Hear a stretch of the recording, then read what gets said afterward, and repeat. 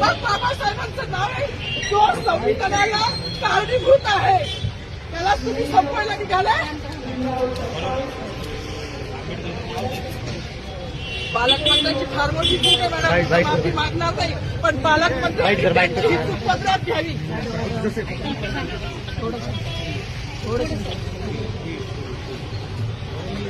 मला मीडियाशी घेणं नाही मॅडम, मला सस्पेंड केलं, मी नाळूचे गाड्या उपसी, मी माती काम करीन, पण बाबासाहेबांची ओळख पुसून येणार नाही. मला सस्पेंड करायचं करू शकता मॅडम. बाबासाहेबाला संपवायचं काम करायचं नाही.